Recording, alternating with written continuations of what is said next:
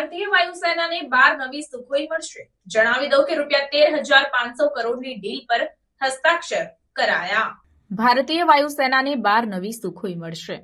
ભારતીય વાયુસેનાની કામગીરી ક્ષમતાઓને વધારવા માટે 12 નવી Sukhoi Su-30 MKI fighter jets મેળવવા જઈ રહી છે।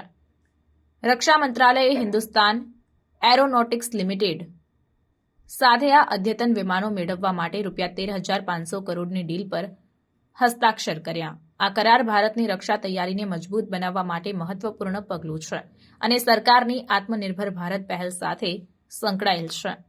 નવી સુખોઈ જેટ્સમાં 62.6% સ્વદેશી ઘટકો હશે, જે રક્ષા ઉત્પાદનમાં ભારતની વધતી જતી આત્મનિર્ભરતાનું પ્રતીક છે।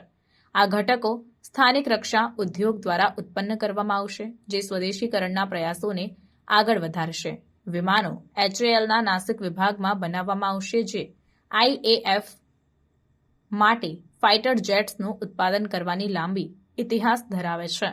12 Su-30 MKIના ઉમેરાથી IAFને અકસ્માતોના કારણે થયેલા નુકસાનને પૂરા કરવામાં અને તેના બેડાની કુલ શક્તિ વધારવામાં મદદ મળશે। Su-30 MKI એક બહુમુખી મલ્ટી-રોલ ફાઇટર જેટ છે, જે વિવિધ મિશન કરવા માટે સક્ષમ છે, જે IAF માટે મૂલ્યવાન સંપત્તિ બનાવે છે।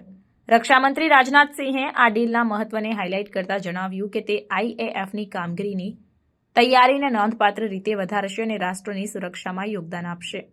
કરાર સ્થાનિક રક્ષા ઉદ્યોગને ટેકો આપવા અને વિદેશી સપ્લાયર્સ પરની નિર્ભરતા ઘટાડવા માટે સરકારની પ્રતિબદ્ધતાને પણ રેખાંકિત કરે છે।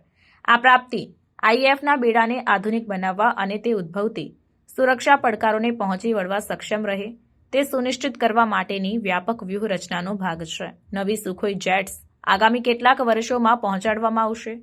HAL સમયસર ઉત્પાદન અને ડિલિવરી સુનિશ્ચિત કરશે।